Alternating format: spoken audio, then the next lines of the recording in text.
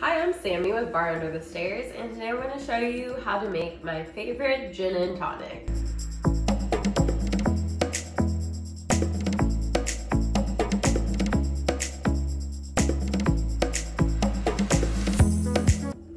So this gin and tonic gets me really excited because it's something that I came up with on my own to highlight flavors that I love, and it features 2 different gins.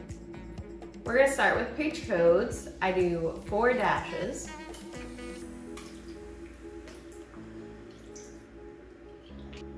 Next, I go with Reagan's Orange Bitters. You could use any orange bitters, I just prefer Reagan's. 3 dashes. And last but not least, we got Fee Brothers Celery Bitters. And I'm gonna go ahead and do just 2. They come out kind of thick. This is pretty much a marinade for a steak right here, and it smells amazing. This is a type of absinthe. It's a French absinthe, and it's got a very distinct wormwood taste. We're just gonna put a bar spoon in, or more. Now I'm gonna grab some Dolin Dry Vermouth, 1/2 ounce.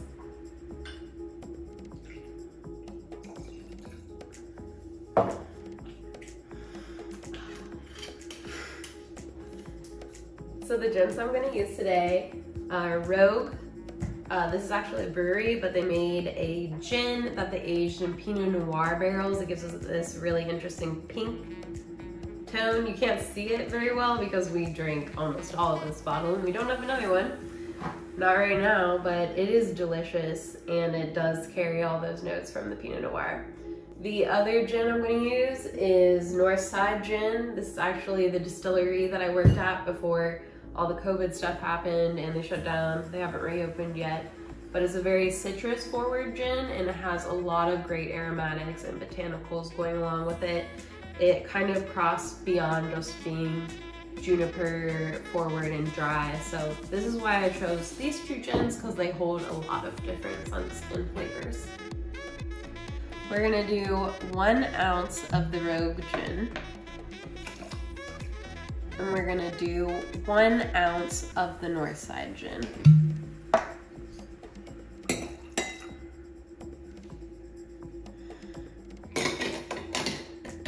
There we are. It's very important to choose a tonic that's more of a high quality tonic. We usually use Fever Tree. There are other good tonics out there, but we like Fever Tree because they have a lot of different flavors. Today, I'm just going with the Indian tonic. It's their basic tonic. So typically you want to add about 3/4 tonic to the gin. Since I added some other stuff other than just gin, I'm doing it almost like 50-50.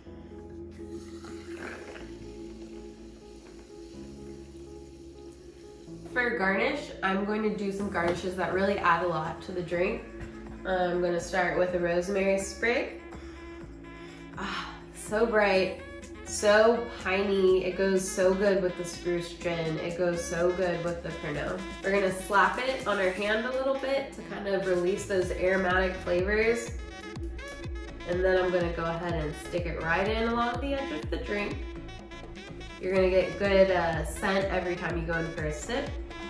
And it's just gonna keep infusing with the drink as you sip it. And just kind of mix it up a little bit, give it a stir or 2, and get everything to infuse and conglomerate together. I don't know why I use the word conglomerate. It makes sense to me. Give it a little taste and make sure you like it. There isn't anything extra that you need to balance it out. I like it a lot. So grab your lemon, grab your Y peeler, shave off a little peel.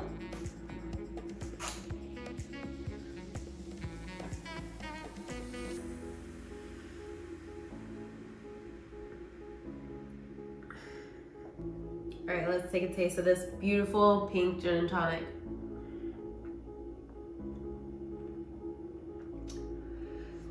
This is everything I wanted. It's herbaceous, it's floral, it's piney, it's woodsy.